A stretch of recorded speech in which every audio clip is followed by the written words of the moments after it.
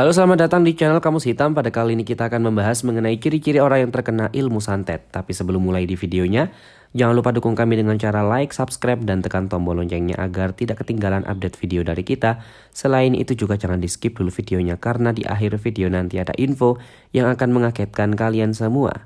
Dan berikut ciri-ciri orang yang terkena ilmu santet dalam dunia supranatural, dan fenomena santet telah dikenal seluas ke seluruh penjuru Nusantara. Dan jika di Jawa kita mengenal silsilah santet, maka sama halnya dengan wilayah lain yang juga mengenal santet namun dengan istilah yang berbeda.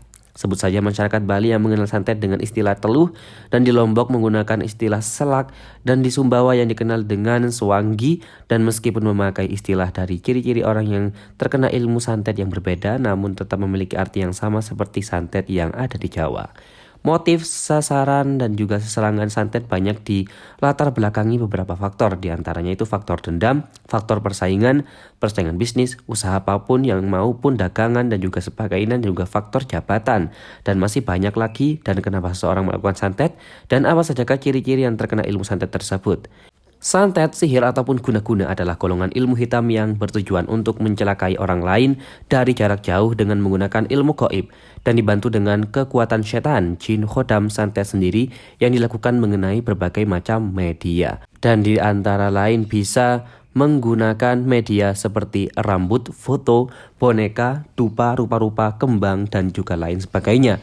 Seseorang yang terkena santet akan berakibat cacat, sakit, menahun, ataupun meninggal dunia. Santet sering dilakukan oleh orang yang mempunyai dendam kepada orang lain ataupun maksud buruk terhadap seseorang. Santet merupakan ilmu hitam dengan metode penyerangan dari jarak jauh yang sengaja dilancarkan ataupun dikirimkan seseorang terhadap lawan musuhnya dengan tujuan untuk mencelakai, membunuh, membuat sakit, bahkan membuat menderita. Metode yang digunakan dan juga dipergunakan santet pada umumnya itu menggunakan barang mati dan tidak bernyawa seperti kain, jerami, batang padi yang dibentuk boneka, jarum, silet, beling, pecahan kaca ataupun batu, sapu lidi, lilin, benang, kembang bunga, kemenyan, paku, dan juga lain-lain.